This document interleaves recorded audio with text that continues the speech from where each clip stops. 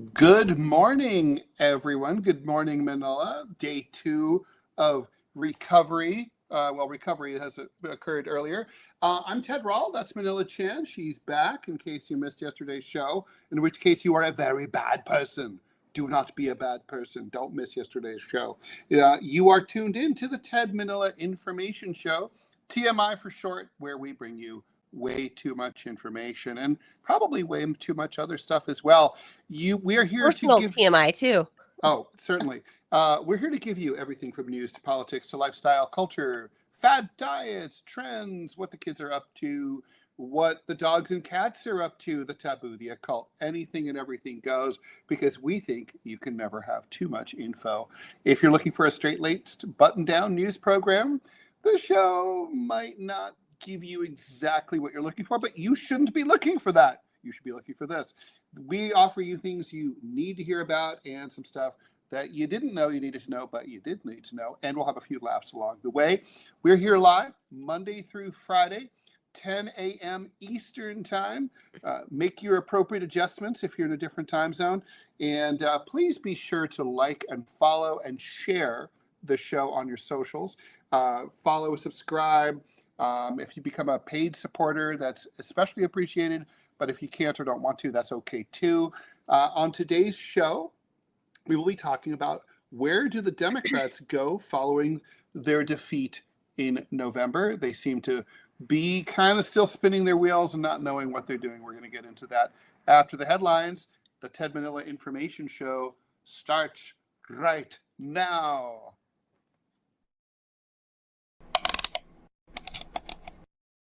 Wrapping up their own investigation of the January 6th Capitol attack, House Republicans have concluded that former GOP Representative Liz Cheney ought to be prosecuted for looking into what happened when That's crazy. Trump sent his mob of supporters as Congress was certifying the election. Which part's crazy? That they're actually going to maybe go after Liz Cheney. Can we just prosecute her for being Liz Cheney? Yeah, that's true. I would concur with that. Can you just prosecute the Cheneys for being the Cheneys? I mean, we could write a law for that, just for that express purpose. Yeah. You just can't be a Cheney. You're not allowed to be a Cheney in the United States. All right, here we go. The findings issued yesterday show the Republican Party is working to reinforce Trump's desire to punish his enemies. They say perceived enemies here in the article, but I think it's fair to say that Cheney is his enemy, including Cheney and members of the J6 committee that the president-elect says should be in jail. House Administrative Committee Chairman Barry Loudermilk, that's an interesting name, Republican of Georgia, wrote. I thought he died. Well, I mean, with a name like that, you might want to die. Until we hold accountable those responsible and reform our institutions. Oh, no, that's Harvey Milk. Sorry. Well, he did die. Yeah, we will not fully regain trust. The panel Republicans' 128-page interim report, God, who can't wait for the final one, arrives as Trump is preparing his return to the White House and working to staff his administration with officials at the highest levels, including FBI Director-designate Kash Patel, who appear like-minded in his efforts at retribution. Trump also says he's going to pardon people who were convicted of roles in the riot at the Capitol. I'm curious if that happens, how quickly it happens, and how thorough those pardons will be. Will they cover everybody or just sort of a la carte that? This revisits long-running Republican arguments that Trump is not to blame for the attack on the Capitol. The Department of Justice has prosecuted 1,500 people, which is absurd, including leaders of the militant Oath Keepers and Proud Boys, and indicted Trump on 4 criminal charges, including conspiracy to overturn the election. Special counsel Jack Smith has abandoned the case against Trump because of the fact that he's going to be president of the United States, and the Justice Department has guidelines that says that sitting presidents can't be charged. I have to still remind, I do think a lot of the cases against Trump were bullshit, but I still think it's very strange that the Justice Department has this memo. I mean, if we're all equal under the law, why can't a sitting president be charged? I mean, there's nothing that says this in the Constitution. No. There's no basis in law. I mean, it's just sort of like we've just decided. Can the Justice Department pass a memo and just basically decide to create laws, just sort of de facto laws? You know, we're not going to prosecute anyone whose last name starts with an R. I'd be all for that. But I mean, does that make any sense? Well, I guess it's not even a policy. It's just kind of like an unspoken house rule. No, it's a policy. It's a real policy? Someone wrote a memo decades ago. And but it's a memo. I mean, it's a memo. Like, it's not internal memo. It's like a memo to files. So here's the thing with the whole Trump thing, like this whole J6 thing, I still contend it's a farce. I've been on that side of it since the day after, right? Like I don't see it as I don't believe Trump incited a riot. I don't believe he incited an insurrection. I mean, a riot maybe, an insurrection no, but I think he definitely incited. Well, here's the thing. So I mean, look, something. He definitely incited. He's like, remember, he tweeted out like, "Come to Washington on January 6th. It's going to be wild." All caps. Yeah, he said. I mean, he didn't. Let's take to the streets. Let's go tear down the U.S. Capitol. We're going to fight. He didn't say any of those things, and people will construe whatever they want. They'll make they'll make irresponsible to the extreme. Sure, fine, and that's fine. But to try to implicate him as some mastermind of trying to overthrow democracy on J6. No, I mean the thing is, look, he was smart. It was more like a light putsch, is what this was. It was basically like he kind of thought like, I'm not going to he had considerable powers at that time, and he had, as a right winger, he had the support of the police and all that. He could have absolutely conspired with the DC Metro Police and the police in other cities across the country. He could have declared. That's why it wasn't a planned thing. That's how you know it wasn't planned. It was planned. It just was like a putsch. A putsch is where you sort of say the government's so fragile that maybe if you just sort of like lightly tap it over, like like when Clovis like just plays with something, he's like, oh, what's that? Here, let me like tap. Will it fall over? It's like, well, I mean, is it a real scheme? Like I'm out to bite and claw the shit out of this? No. I mean, the point is Trump definitely had plausible deniability, but you and I both know what he had in mind. He would have been over the moon if the rioters had taken over the Capitol, strung up Mike Pence and Nancy Pelosi, and declared him president for life, forever and ever. That's what he wanted, and for the country to all be into it, and for the cops and the National Guard to all support it. He would have loved it, but it was like he wasn't willing to take the chance of actually. We're not going to relitigate that. Yeah, we're not going to relitigate that. What we have to talk about today is Liz right there. Is that this would be, I think, a first of its kind, Ted. I've never seen anybody, especially the House, going after one of their own or their previous own to say that they might bring charges against Liz. What would those charges even be? Like what? I mean, do I think she's an ass? And sure, but I mean, what's the charge? The Republicans are accusing her of witness tampering. That basically she went on Signal, which is an encrypted app that a lot of us use. I use it. And basically conspired with one of the witnesses on the J6 committee and basically said, hey, what are you going to be doing? What are you going to say? Say this, don't say that. So basically putting her thumb on the scale and conspiring. So witness tampering in a House committee is basically what this is. She's accused of here. So is this kind of like applicable in the same sense that we would look at the mob trying to shake down a witness and scare down a witness? Like, so this is like the Cheney. Well, not intimidating a witness, more like telling the witness, hey, here's what I'd like you to say. Here's what I'd like you not to say. Tampering. Yeah. Although effectively it's the same. It's the same thing. Yeah. Legally, it's the same problem. Could she be held liable in a court of actual law and be sent to jail for this? Well, in the same sense, yes, in the same way that Bannon was found guilty of offenses against the House Republican-led House Committee, and then had to go to jail. So they can, basically their DC Metro Police is put in charge of a warrant, and they could ask for her to be extradited by the authorities in Wyoming or in her deep lair somewhere in Yeah. hell where she lives with Dick and her secret undisclosed location. So yeah. So no, she could go to jail. Well, and you know what, Ted, I think if they can prove that that's what she did, then she deserves it. I don't think, Sounds like again, they have the goods on her. because nobody should be above the law. I mean, I thought you were going to say like maybe she had her dad go shoot somebody in the face or something, go testify. Nothing like but that. Remember, the whole J6 committee thing, the whole show, quasi trial that was up on the hill. It was it was literally a produced event by an ABC/Disney news producer. Like, that's ABC owns Disney, right? Or Disney owns ABC. And they literally, it was such a highly produced event.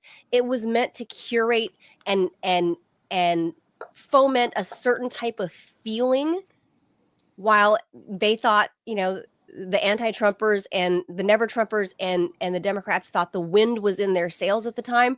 And they thought, we're going to take this guy down and he's never going to be heard from ever again. Yep. And surprise, surprise, a couple years later, here he's back, right? In less than a month, to say the he's least. back in force.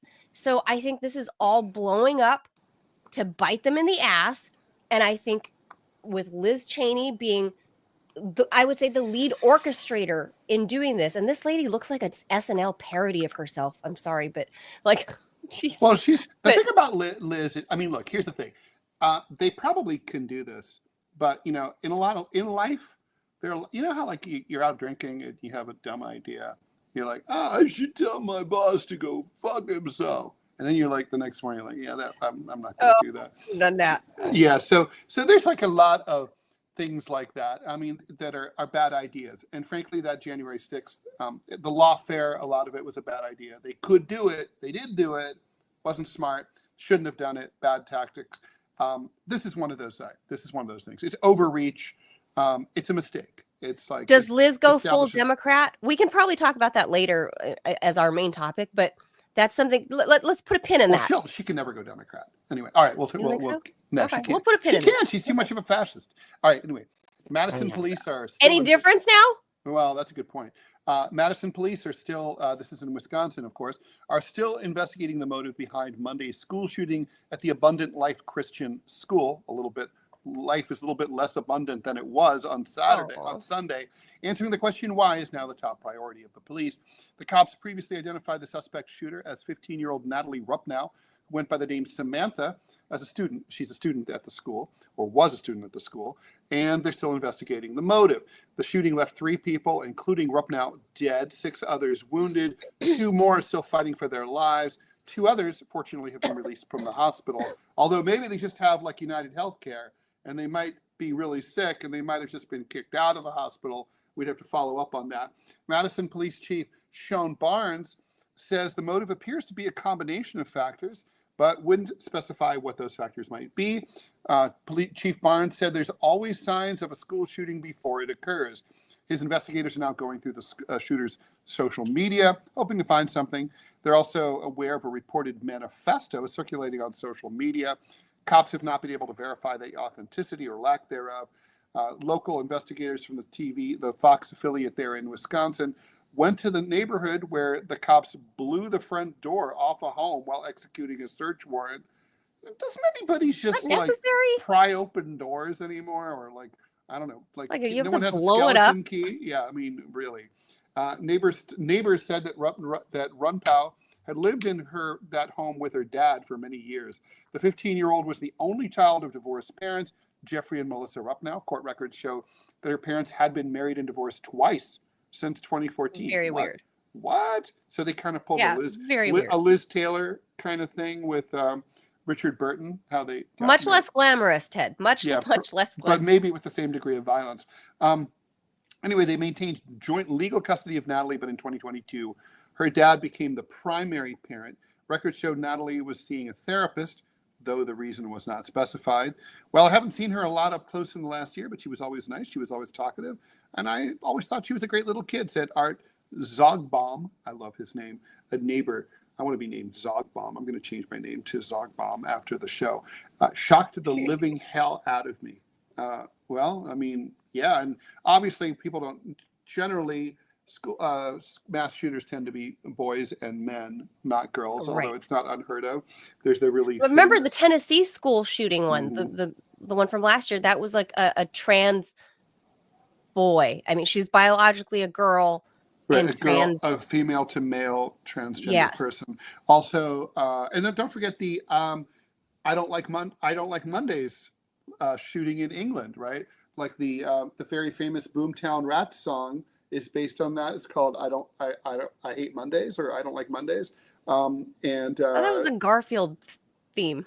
it's Boomtown Rats most famous song, and she was named that because when the police asked her why she shot up the school, she said, "I don't like Mondays." So, well, I mean, Hey, you know, so there, Ted, there are other girl shooters, but they're definitely few and far. there are. It's girls tend to internalize a lot of whatever issues they're having, and you know, they inflict self-harm rather than external harm among their peers. That's usually what boys do, but what we're seeing now more and more, I don't know if that's the same case as the Tennessee, you know, school shooter, but I don't know if there's any. We don't know much yet about this Natalie girl.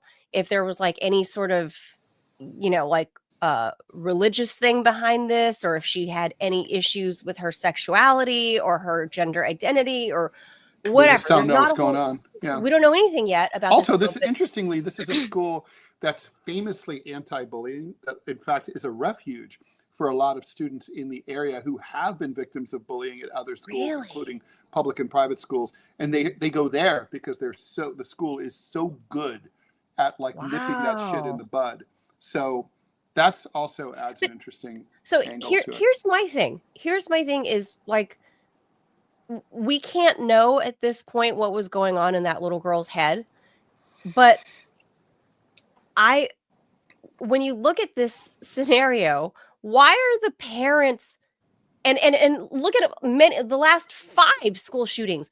Why are the parents buying these kids firearms for their 15th birthday? It's like all of them's like, happy 15th.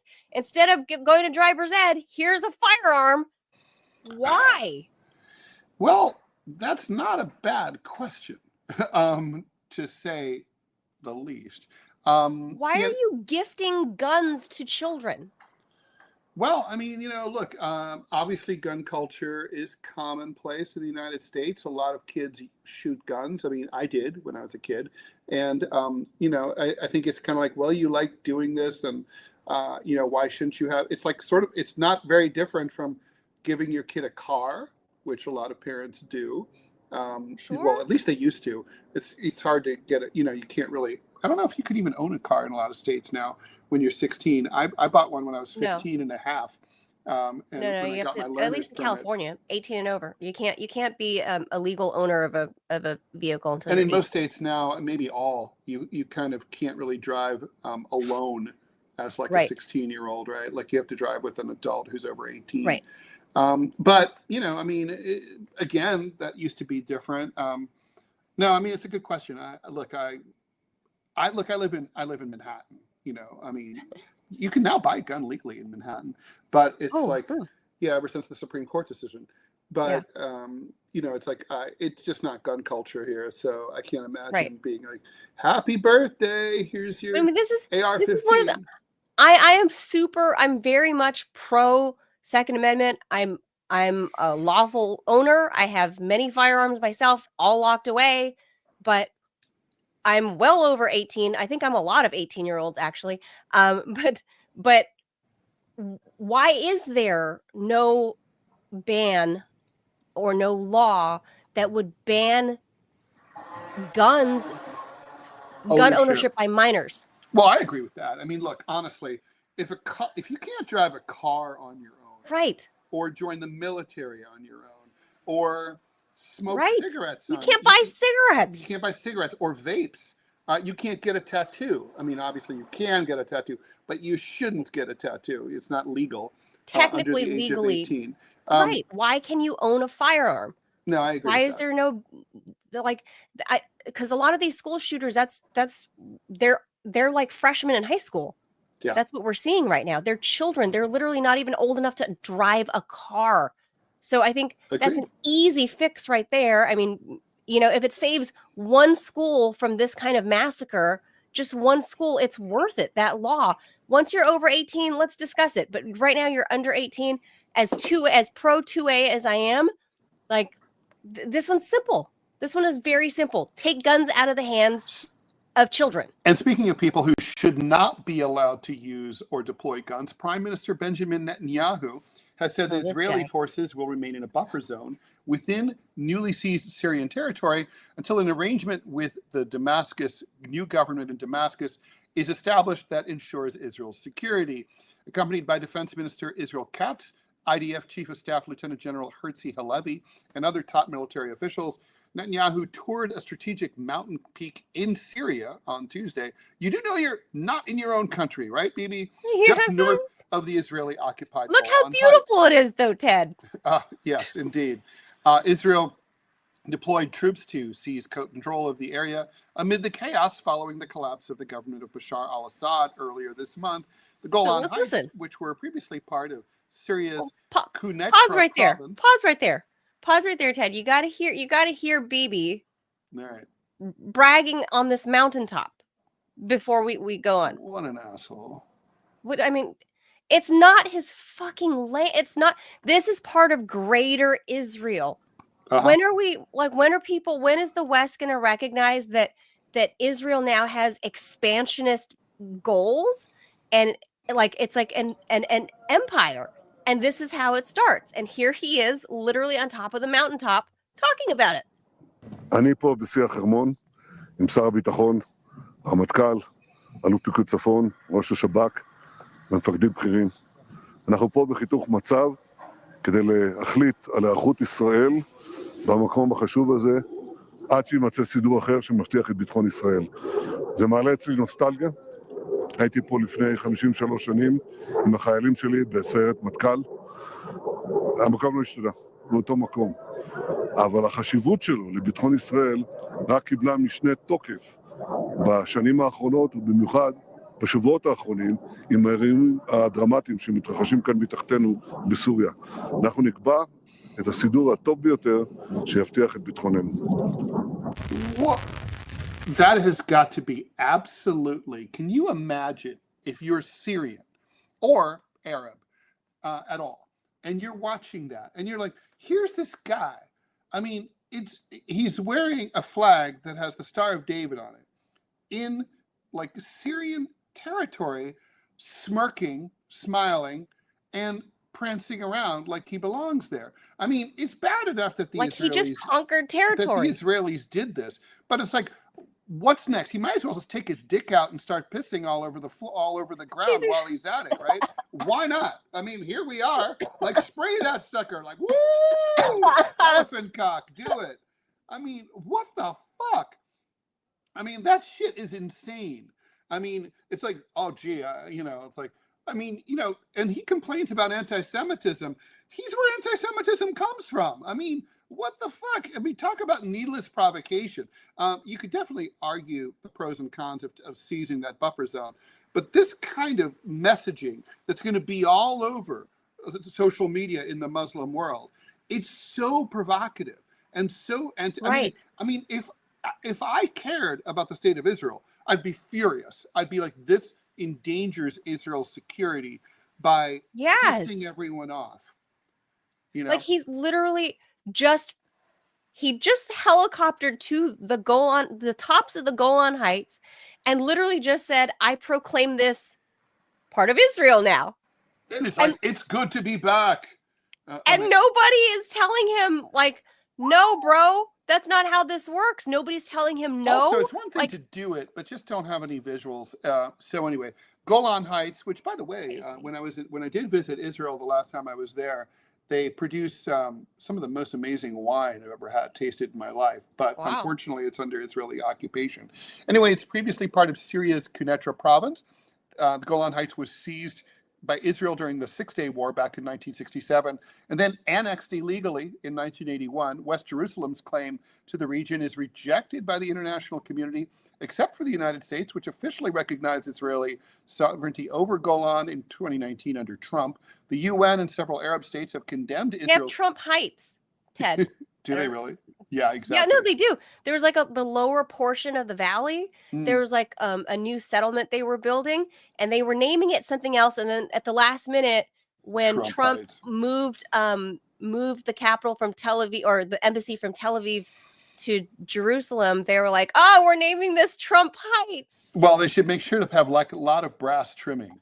Anyway, so Arab states have condemned Israel's latest incursion. The UN says that occupation is occupation regardless of duration. Hard to argue. The fall of Assad has created a power vacuum, with the insurgent group HTS, Hayat Tahrir al-Sham, gaining control. HTS leaders have criticized the military presence, but said they're not seeking conflict with the Israelis. Israel is not intervening in what's happening in Syria and has no intention of administering Syria. IDF Chief of Staff Halevi previously said, okay, so you're not intervening in what's happening in Syria, so bombing Syria doesn't count, and destroying the military equipment of the new Syrian government, that doesn't intervene in what's happening in Syria. And also, you're bombing ISIS targets, that's not intervening, and seizing a 50-mile zone by the border, if that's not intervening, I think Mr. Halevi needs to return to his dictionary in English and in Hebrew and look up the meaning of the word intervening. Anyway, he insisted that after the army of Syria collapsed, Israel had to ensure that extreme terror elements won't settle close to our border. Maybe they should have thought of that before they helped overthrow the government of Assad, Yes. who was the best thing to keep those terror elements away. In addition to advancing in Golan, the IDF has bombed airfields. Oh yeah, there's that. Anti-aircraft batteries and arms depots across Syria. But we're not intervening in order to prevent those weapons from falling into the hands of HTS and other armed groups, some of which are backed by the Turks. Yeah, they're intervening. So Ted, what I'm gonna predict here is gonna be a fucking mad dash, a land grab by 5 or 6 different groups or states even in Syria. Syria is about to get balkanized in a way that we haven't seen, I mean, in the Middle East in the last 40 years. It's going to be completely balkanized. I think Turkey's going to try to take a piece. The Kurds are going to try to take a piece. The Kurds already have a piece. Right. So this is going to be totally like balkanized, and everything to the east where the oil fields are, that's going to be, I think, the hotbed that's for war. US and ISIS fighting Right. it out over there. That's us being friends with ISIS, hanging on to the oil fields, and then Turkey is going to be like, "Yo, give me some of that dirty oil." So I think that's going to be. And then the Iranians via Iraq have an interest in this as well. Yeah. So this is. Yeah. Well, Syria is about to get balkanized. is officially becoming a failed state.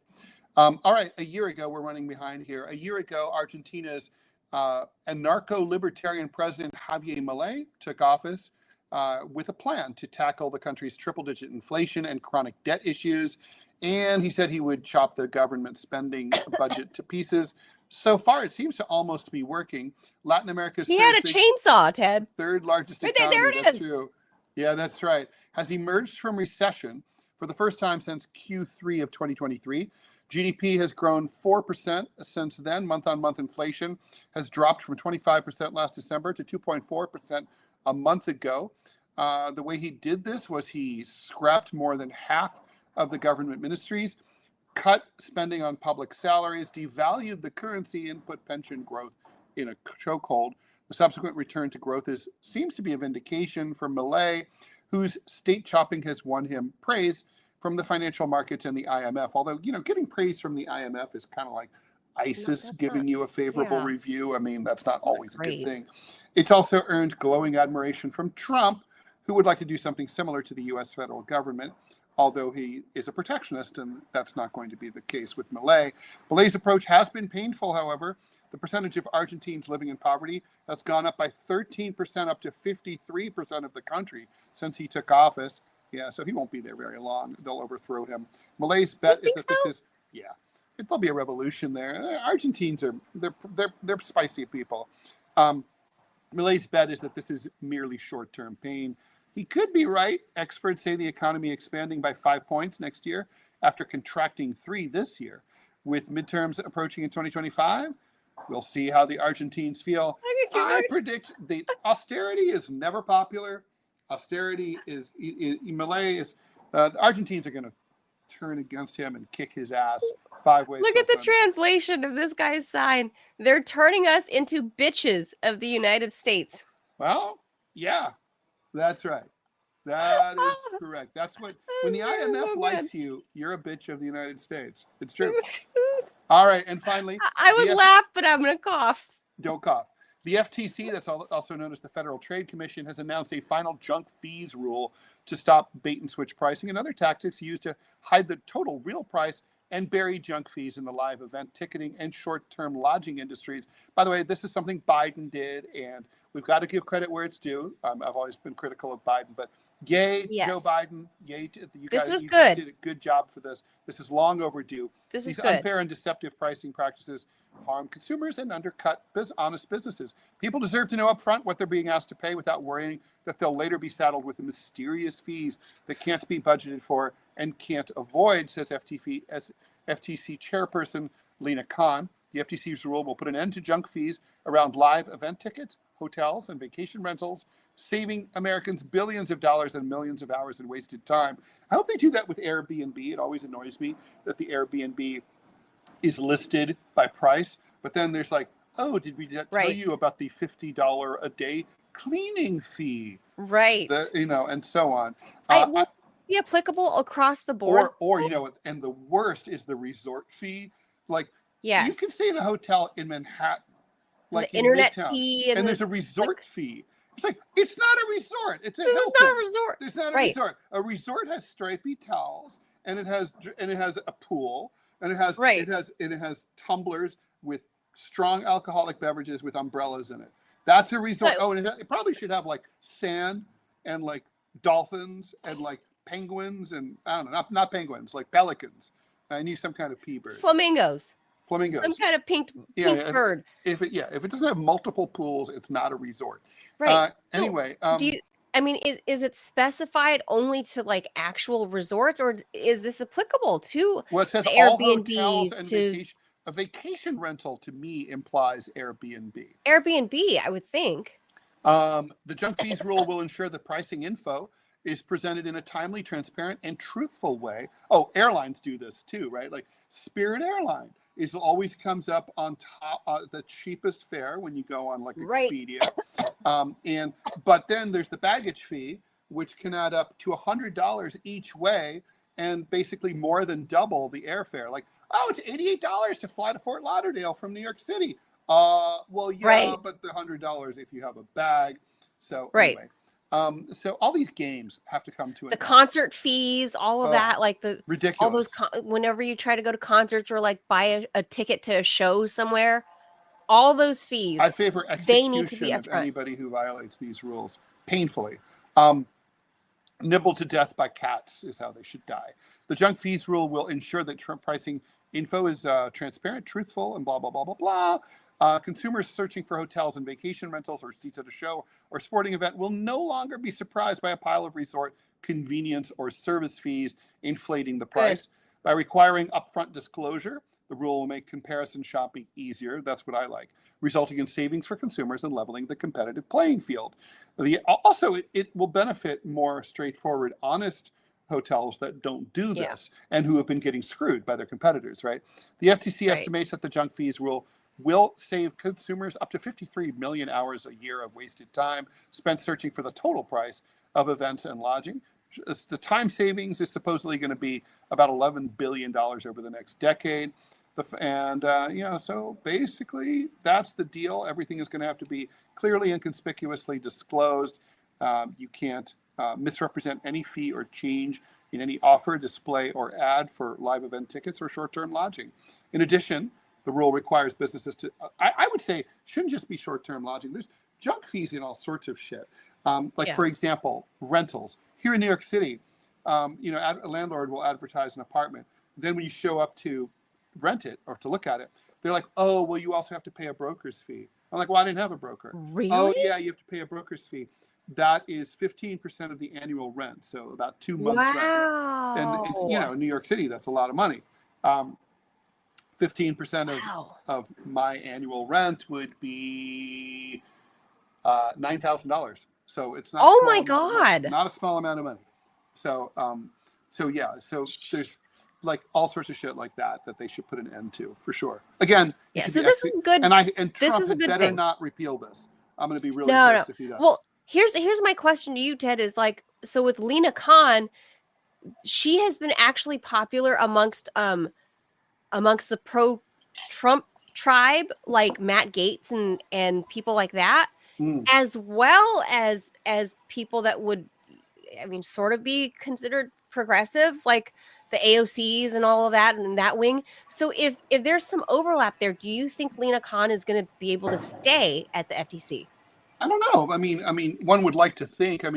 Look, it's one less confirmation hearing that you have to have if you like to keep someone.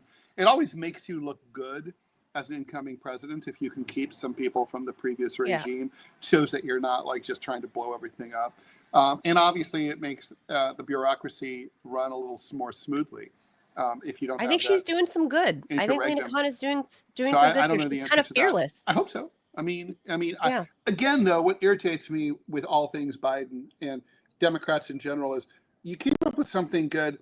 Did you really have to wait until the last day of finals to turn in your paper at like 11:57 p.m.? You couldn't really you couldn't have done this a year ago? Why? Right. It's not like Biden was spending a lot of time giving interviews to the press.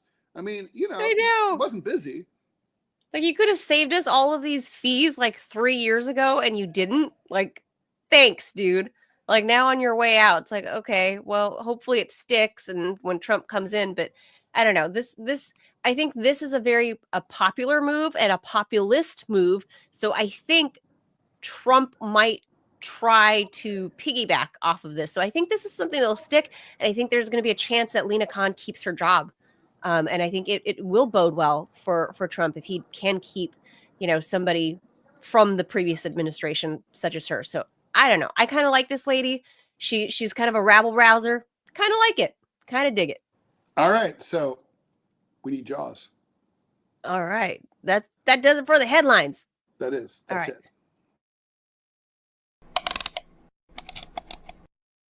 Our main topic today, running a little bit late, but that's okay. The defeated presidential candidate Kamala Harris, remember her, says it's time for, by the way, I have a cartoon coming out. I should just read you about Kamala. So it's like, it's a guy goes to the police and he says, I can't believe it's come to this. It's so embarrassing. And the cop goes, you're not alone. 20% of stalkers are women. And then the guy goes, it was never a good relationship. It didn't last long. It was just a fling. For fuck's sake, it's over. And the cop's like, yeah, I know. And now she just won't leave you alone. And he's like, yeah, every day, sometimes several times. Can we talk? Send money. I'm broke. It's relentless. Her name? Kamala Harris. And the cop is like, she's after me too. Kamala Harris, I'm still getting fundraising requests from every single day. And one of them is called like, can we talk? And it's like, no, woman, we can't talk. Okay. Like we're done here. We were never together in the first place. Right. And I was never that into you. You were never. We only met once or twice. Yeah. What the hell? Anyway, Kamala says it's time for Democrats to roll up their sleeves and start the resistance to Donald Trump. But the party appears to be in disarray, totally dispirited, and unable to find a way forward. How should Democrats prepare for the 2026 midterms and an open race for 2028? More than 10 million progressive voters stayed home in the last election, which allowed Trump to win. Can the party do something to bring them back? Is there a way to reconcile symbolic political correctness and identity politics on the left with the party's pro-censorship and militarily aggressive foreign policy, which appears to be more on the right? And so That is our Short answer, question. no. All right, topic over. Nice show. See you tomorrow. Short answer is no. Ted, I think over.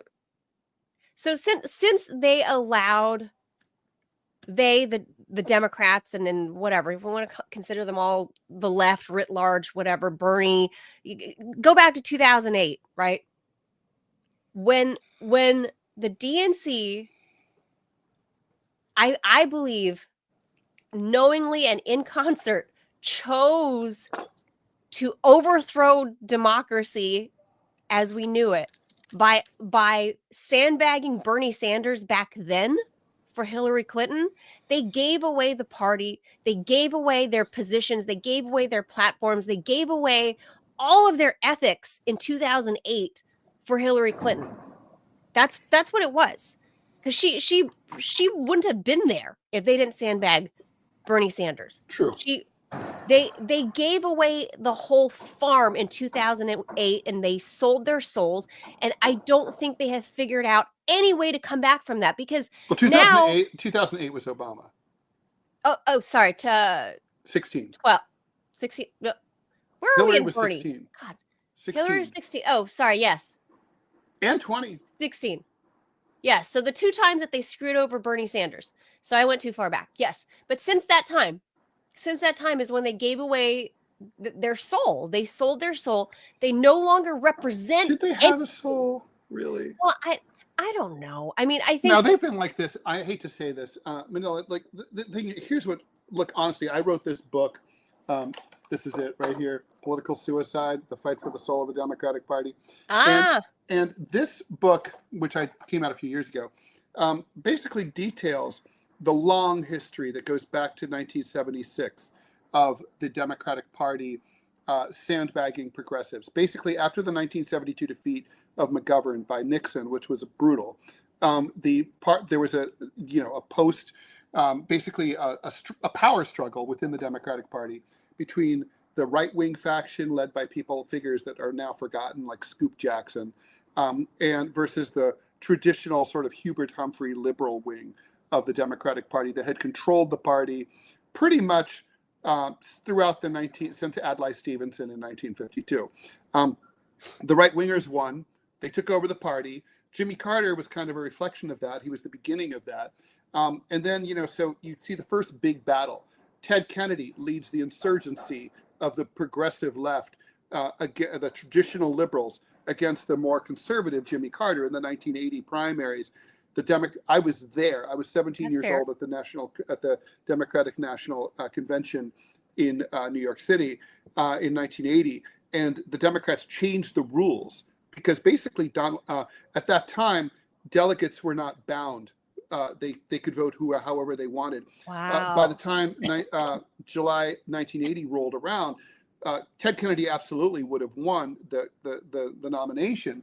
So the Democrats so the Carter people manipulated the rules and decided to bind the delegates. And the reason they weren't bound was because if things changed between the primaries and the convention, it would give the convention the flexibility to change their mind. Well, things had changed. They were in the middle of this long Iran hostage crisis, and inflation was really, really bad. So Carter was unpopular, but the party decided to shove him down our throats. Just fuck Ted Kennedy. And we've seen this same sort of thing come up over and over. We had in 1988 an insurgent candidacy of Jesse Jackson sandbagged by the progressive. Right. People forget he carried a lot of states in the primaries. He was a very important force in that. We saw it again in 2004 with Howard Dean, who was sandbagged. In 2008, from the Yeehaw, we saw it again against John Edwards, who ran on the Two Americas. Don't forget, there were three candidates, right? Hillary, Obama, John Edwards. John Edwards was the leftist. He was the progressive in the 2008 primary. but with the $400 haircuts, who was stooping somebody on the side as his wife was dying of cancer. That his was wife never told gonna him fly. to. His wife set it up. Well, I don't know. No, it's true. His wife's like, honey, I know you have needs, and I can't do it for you anymore. It's very sad. I can't bone, so hey, Very go with sad. the camera lady. She's cute. She's into you. She set it all up. It was like a Yoko Ono type situation. You can hey, Very you sad. got any? It's not Yeah, sad. It's actually but at the like time, mature. at the time, for PR purposes, that was not going to bode well if you're running for president. Right, and then they That's have to all not gonna pretend work. like, I mean, so this is kind of like what happened like with remember New Jersey Governor Jim McGreevey, who was, let's just say, either gay or bi, depending, and he was married, and it turned out he was having what they called Saturday night specials. They were having threesomes with a New Jersey state trooper, and I don't know like exactly what the details were, whether he was Right. watching his wife, with the trooper, or whether they were really mixing That's it called up like cucking. total three-way. I don't know what's going on there, but Right. the But point that, is I mean, that was back it was then. consensual. We weren't ready for that. We But it weren't was ready for that consensual. back then. Well, we still Society- haven't had like like how Magic Johnson made it okay to have AIDS, and you were like not a bad person once Magic Johnson admitted that he had it, even though he lied and said, I never have been with a dude like ever. It's like, okay, we don't believe you at all. But okay, the point is that we haven't had a moment like that for like sluts. I mean, there needs to be a Magic Johnson moment where someone's like, okay, so yeah, I had a threesome with a state trooper, whatever. Where are we going with this? This is like here's the thing. This is like the Democratic Party, right? So this is okay. So they're the ones that, okay, to your point, you're right that it has been a slow creep over the past 40 years of how the party got lost in their position and what's important to them, whether it's sex, gender identity, bigger government for this, corporate that, or the other donations thing. is what's important Right. to them, really. Things have really changed over the past 40 years. It's been a slow creep, but I would say it's never been so naked as it had during the Bernie Sanders era when he was fighting for the top.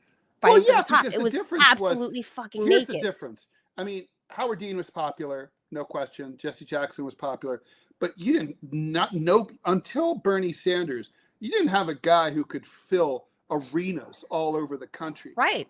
You didn't have someone who was, basically a dog who caught a car and was couldn't fucking believe it that like he was Hillary doing as well couldn't as he was. Hillary couldn't fill in 2016. Hillary couldn't fill her own car. High school gym. She couldn't fill a high school gym. Yeah. Bernie Sanders filled RFK Stadium. Right. Here in DC. I was there for it. Like I watched it happen. So that scared the shit out of the DNC establishment. I watched, right, the establishment gave it away. And what did they give it away for, Ted? For 10 years, less than 10 years later, for this lady? This lady to now be the face of the party? They don't think they did anything wrong. They look at it like this was a win for them. They don't care about beating Republicans. They care about beating progressives. This is about control, right? This is like basically like they have their little fort. It's useful to think of it like as a fortress on top of a hill. Pretty good. And like, that fortress could control, like expand its lands and take over neighboring countries. But they've given up on that. They just want to control their little fiefdom. Right. And just keep the money coming in. It's all about the grift. That's what the DNC is all about. In fact, they raise more money under like when they lose, like, and they line their pockets more. They, for the next 4 years, they're going to be like, help us fight Donald Trump. I know, because my dead mom that's true. mail still comes to me all the time. And I get all this Democrat bullshit mail that says like, contribute, help us fight the Trump threat and all this stuff. And it's like, I'm not going to fight the Trump threat. You're just going to cash the checks, right? But that's what they're doing. So they don't. So here's the thing. Of course, in the long run, they have to win sometimes, or people will stop donating, right? It's like a sports team. If they always lose, the bleachers are empty, right? People don't go. So, but what is the platform? Well, that's the question. What right? do they stand for? What are other than Democrats? Other than saying fuck Trump? What do they stand for? Well, and so and then they only have 4 years of this, Ted, because 4 years from now, Trump is gone. All right. Well, so let's. What then? What's the platform? The Democratic Party is suffering from a bunch of internal contradictions. Some of them are ideological, and some of them organizational, right? So in no particular order. Okay, you have an ideological conflict between a right-wing foreign policy and Yep. I would say it's a three-way conflict. A right-wing foreign policy, which is let's invade and do proxy wars around the Yep. world and be big assholes around the world, kind of like Yep. Bush on steroids, neocons. Also, we're going to have woke, sort of empty identitarian identity politics crap, but we're not going to embrace a class analysis that's about raising people's wages and improving their benefits. We're going to abandon the working class. So none of that really where's makes the sense. talk that the fight for 15? Where's the talk for Medicare for all? Fight for 15. Where's Fight for 15 started 14 years ago. We need to fight for 30 now. Okay. right? Fight Right. for 15 is over. Like That's fight what I'm for- saying. Like, Yeah, you missed like, it. what- I mean, the minimum wage has been $7.25 federally since 2009. Okay. where I mean, my where kid was has all 5 that years old when that. He's in college now. He's going to graduate next year. The That's how long this conversation. went. That conversation is completely gone from the party. That's what I'm saying is in the past just 10 years, it's been so nakedly stripped away that the party has no platform. There is no platform to the point that the No. lady that they just ran for president, this lady right here, Had nothing is to say. now reduced to giving speeches at a trade school. This is what we're looking Well, at. I'm Do you want me sure to play? she can. I'm sure she'll get some better gigs than that on MSNBC. You want me to play? Looking at you. Play a little bit? You want me to? It's just kind of Well, funny. I do. I just want to make another point about the contradictions in the party. And then I want to hear this beautiful speech that she gave. But I mean, there's also a major organizational and structural problem within the Democratic Party that goes back to that 1976 split, which is most of the voters in the Democratic Party, anywhere between 54 and 70%. I know these numbers because I looked them up because of the new book I'm working on. So that's depending on what polls you look at, are self-identified progressives to the left of the Democratic Party. But the party's controlled by the conservative faction, the DNC. So, and which came out of that third way, sort of moderate Clinton light, Democrat light kind of thing. That's a major contradiction, right? I mean, the party, basically it's an apartheid party. It's run by the minority of its own party that has to basically control its majority of voters, which is why so many of them didn't turn out. I mean, Democratic Party has a lot of major fucking problems. Not to say that the Republicans don't also, but right now it's the Democrats who are being highlighted. Anyway, let's watch that speech. It's very funny that, I mean, a month and a half ago, she was going to be the next president of the United States of America. And 5 weeks later, she's talking at a trade school graduation. Love seeing all of our young leaders. You know, when I look out at all of you, I know and I feel so strongly the future of our country is bright. It is bright because of all of you. And I want to thank Lauren for her kind words and her commitment to your community, Lauren, and for the example you are setting. It is so good to see all of you. So, well, you know what? So let me start with just what has happened actually Is she yesterday drunk? before I begin my other Well, that's what comments people about always the think. horrific shooting yesterday in Madison, Wisconsin. Of course, it's another school shooting. No kidding. Another Jeez. community being torn apart by gun violence. And of course, our nation mourns for those who were killed, and we pray for the recovery of those who were injured and for the entire community. But look, as we hold our loved ones close this holiday season, we as a nation must renew our commitment to end the horror of gun violence, both mass shootings and everyday gun violence that touches so many communities There's everyday in shootings. our nation. Those are normal. We must end it, and we must be committed to have the courage to know that solutions are in hand, but we need But they're not. elected leaders to have the courage to step up and do the right thing. Platitude, platitude, platitude. Yay, platitude. We're all reminded, if anybody is still wondering why So she with that, lost, I will return to the What's that, Tad? keep going. If anyone's Reason wondering we why are she here lost, holy shit.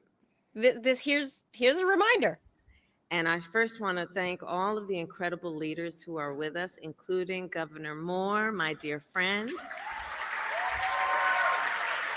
You're Okay. Wes Moore, the new governor of Maryland, is somebody that I think is somebody you should keep your eye on for the party, because he's kind of that, he's got that Barack Obama riz to him.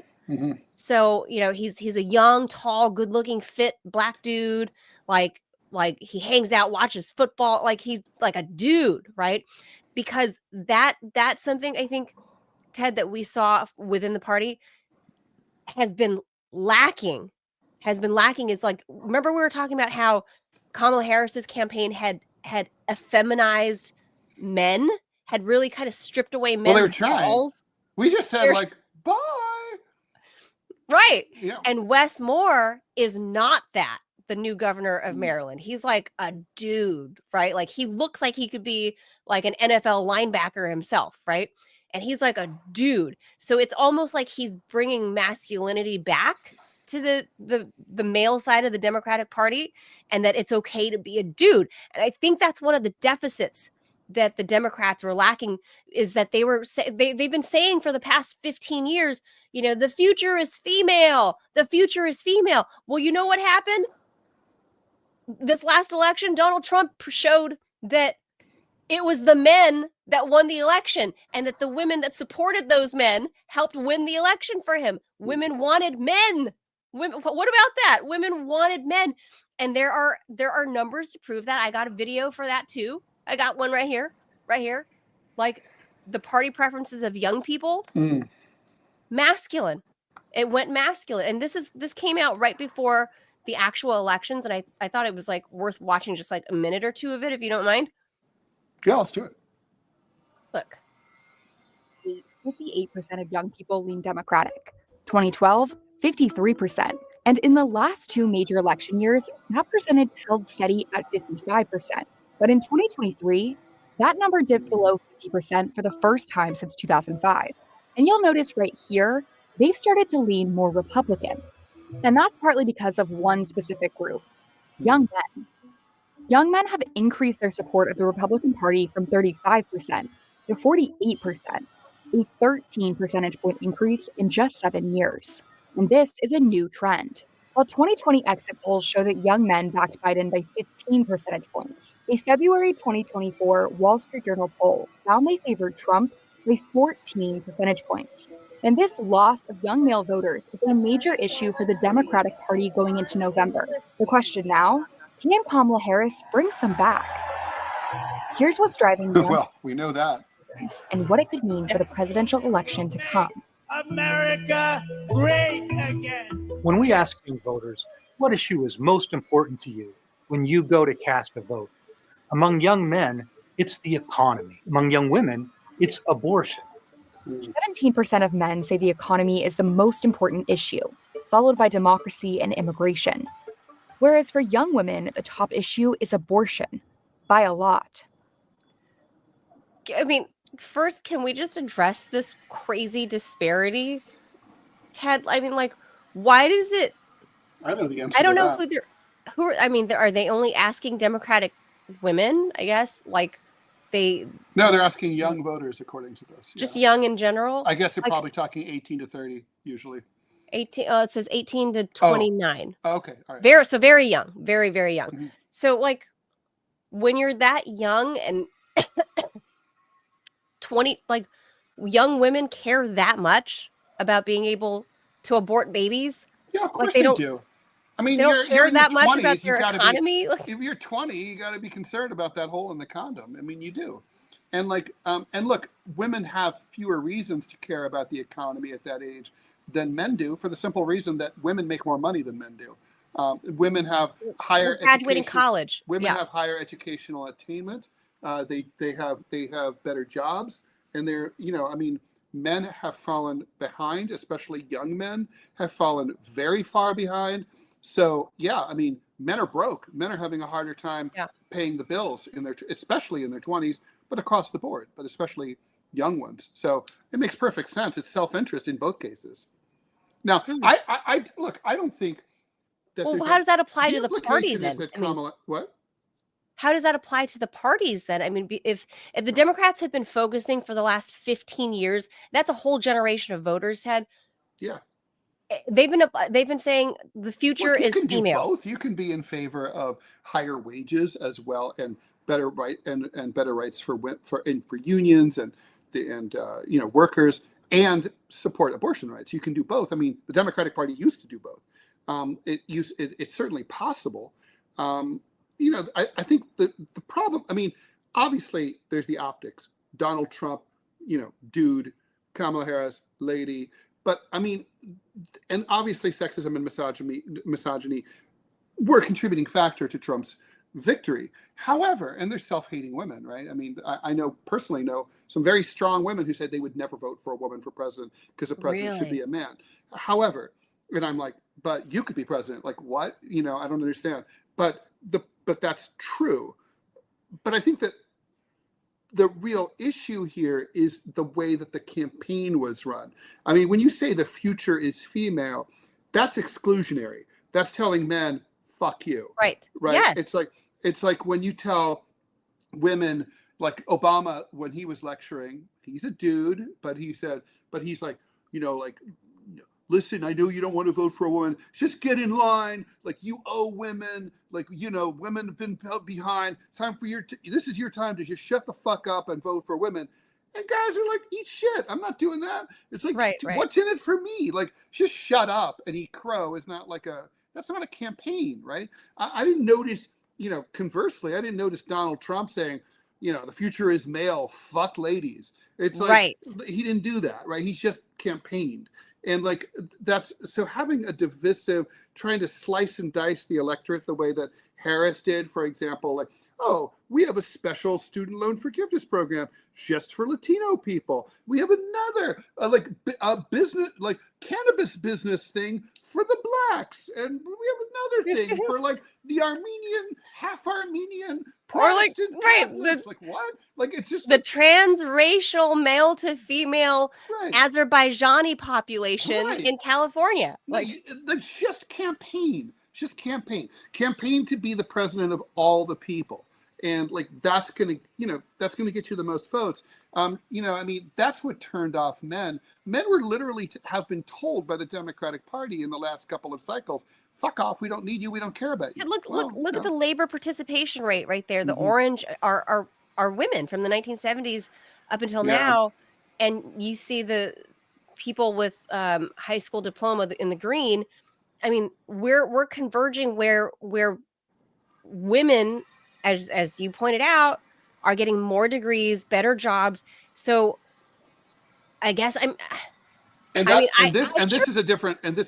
point out, this is a slightly different segment, not even slightly. 25 to 34 is not the same thing as 18 to 29. No. You're in a different place in life at 33 than you are when you're 28. And totally.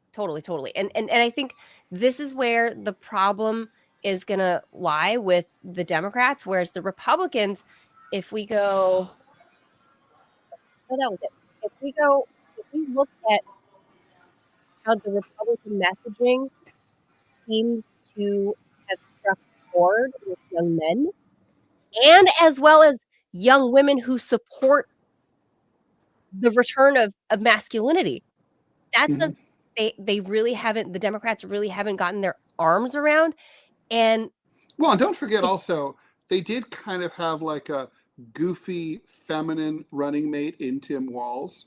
Yeah, that was really weird. Tampon Tim, right? Well, that's not his fault that he was called that, but like, but he put tampons in boys' bathrooms. That's true. Yeah. Which, by the way, in my day, we would have come up with all sorts of like great pranks to commit with them. We would have gotten them wet and thrown them on the ceiling to see if they would stick. We would have thrown them at each other in class. I mean, it would have been so much fun. I mean, I'm kind of sad that I missed out on that.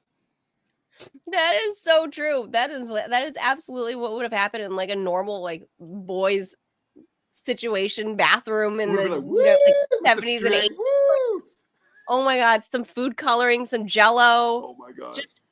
But see, things like that are outlawed, and I feel like the Democrats, a lot of it, they they killed the fun, Ted. They literally, like, the Democratic Party killed the fun. They spoiled everything. Jokes are not okay.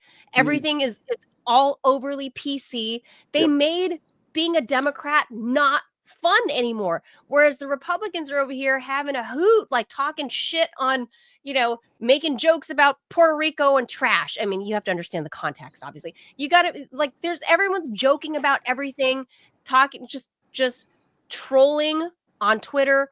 So it's like one party became the party of like, oh, you mind your P's and Q's. Oh, you better dot your I's. Oh, you're not doing that right. Oh, you're shame on you. Wrong pronouns. Like, that's one party. And then the other party became this big part, that literally a party where they're like, hey, come over here. If you want to be a dude, let it hang. You want to be a chick, whatever, like, come here. You're all welcome. It suddenly changed in 2024. And the young people saw it. And that's why I think it's going to be a many years reckoning before the Democratic Party starts appealing again to the young, cool, hip people. Because if you had people like Taylor Swift, you had all of these big celebrities and football players and whatever that could not swing the youth vote, and the TikTokers and whatever, they've got many years of reckoning ahead, and they still haven't accepted their own fault in, Now the thing how is, they destroyed the party.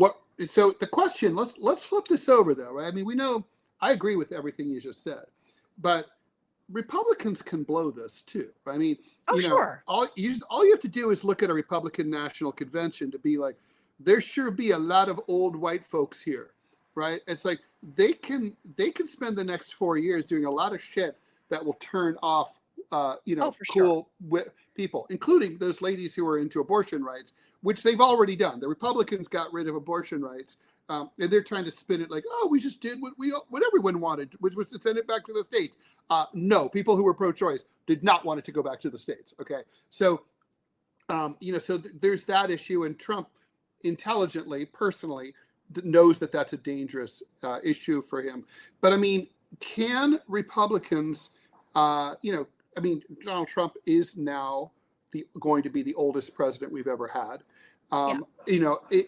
Can he and his brigand of old people, can they keep young people in the fold for doing shit for them, doing stuff that's going to put money in their pockets, maybe forgive the student loan, something that they're all against? I mean, if he comes in there and does full spectrum Doge austerity, Javier Milei style, tries to Argentine this shit here, the country's going to collapse, and it's going to fall hardest on young people.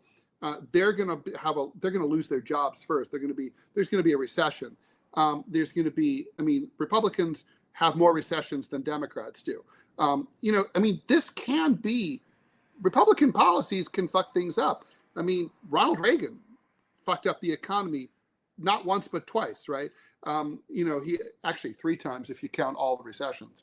It's certainly George H.W. Bush. The economy was a piece of shit the entire time that he was president. It's like George W. Bush. It was pretty lame most of his presidency. I mean, young people didn't appreciate that. When I graduated from college in 1991 under George H.W. Bush, the school canceled its jobs fair because not a single employer was interested in trying to recruit any graduate of Columbia University that year because the economy was so shitty. So I'm just saying, Republican economics, they went pretty well for Trump the first time, but it looks like they have different things in mind this time. If like Musk and Vivek have their way. I think what we're going to see first and foremost at the forefront of this, Ted, I know we got to wrap it up. I think the first thing that has to go, whether it's by force from the Republican side or the Democrats have finally just realized it's a losing message, is like this woke politics has to go. But like this BLM stuff, this woke stuff, has been no more for years. I mean, but like BLM went away 3 years ago. I've been seeing on Republican Twitter how the Daniel Penny case marks the final nail in the coffin for BLM, that it's over, and all of this stuff. But like, the hey, thing is, we were talking earlier about like I was talking earlier to Jamal Thomas, our former colleague and our friend, about the CEO shooting. Trump came out and said that it was sick and wrong to cheer that, and that no one should be happy about what happened to Brian Thompson. But I mean, I'm sorry, Trump seems out of touch when he says that. Well, I just personally have my personal ethics of you just don't dance on people's graves, and I don't think you should ever cheerlead somebody being murdered. Dance. I don't. I just well, don't when they themselves are terrible. A horrible butcher and murderer of the masses. Bye. Like, I just don't. I just make it a personal policy, especially this guy's like a CEO. He's not Joe Biden. He's not Barack Obama, right? Like, this guy's some CEO. But he killed. But his policies. He presided over policies that caused misery and death to many thousands of innocent Americans. Mostly a lot of figurehead. I just don't. It's just something, my own personal thing. I just don't ever like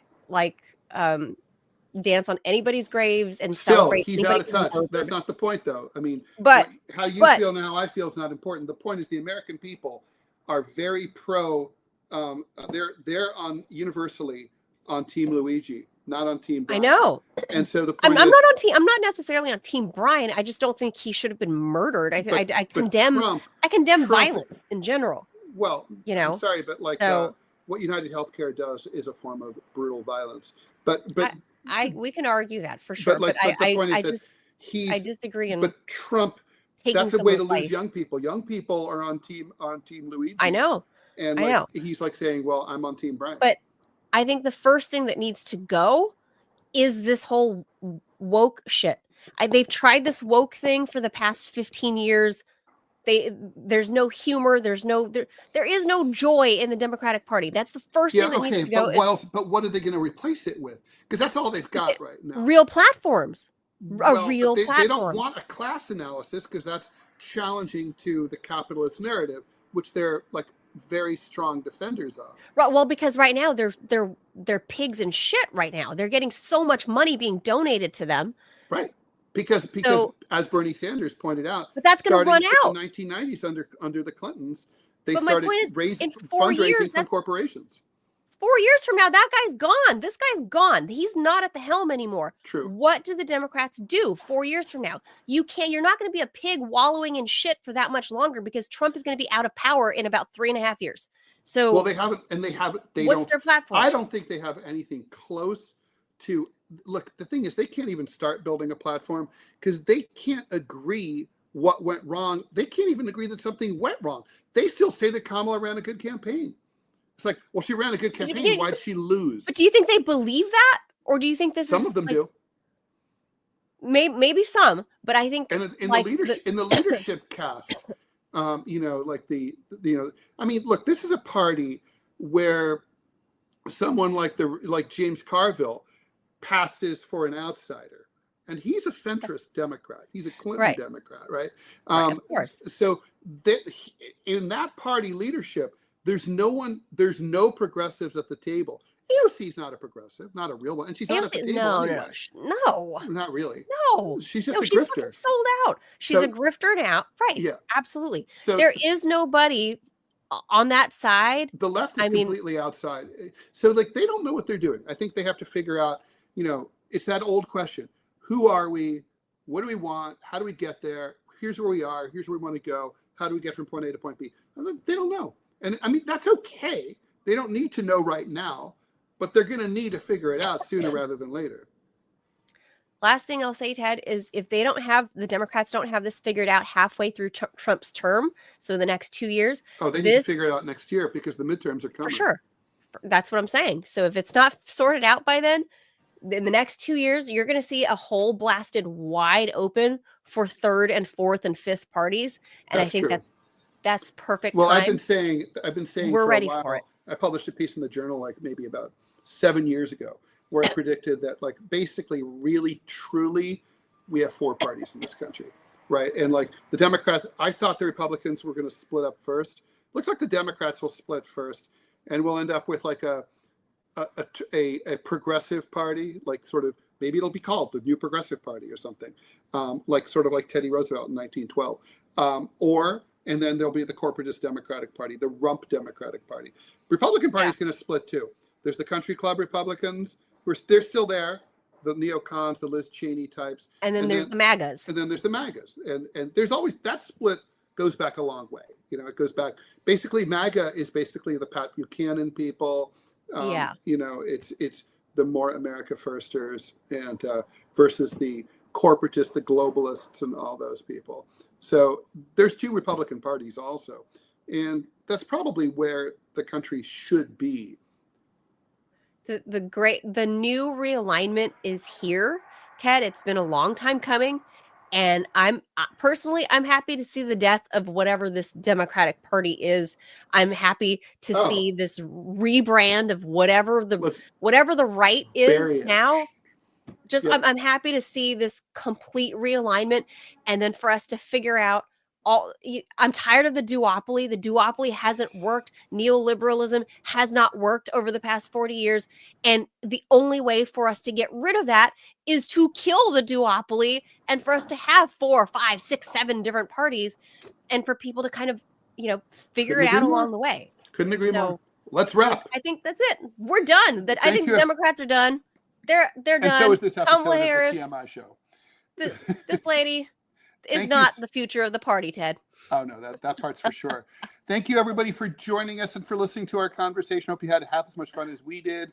Thanks to PutinBot Gaming for your support and for moderating the chat and of course, for filling in for Manila over the last week and a half. Please go check out PutinBot Gaming, the gaming channel. Please, please, please, please, please subscribe. Our subscriptions have gotten a little bit slow on the Rumble. They're doing well on the YouTube. But if you're missing one on either channel, please go and do that for us. Really helps us. Please subscribe as a paid subscriber, $5 a month on Rumble, so we can keep doing this show for you. If you like what you see and hear and find value in it, please, please help us share it on X and Blue Sky and Facebook and Insta and everywhere else. We are fully at Truth Social and LinkedIn. We're fully independent. We rely on you. So please, please, please do that. Click the button right below the Rumble feed. Subscribe to the TMI show. We will be back tomorrow at 10 o'clock Eastern time. Also, you can stream us any other time. So we're always available. And as always, help support independent news and content creators. Thanks, everyone. Bye, Manila. So much fun.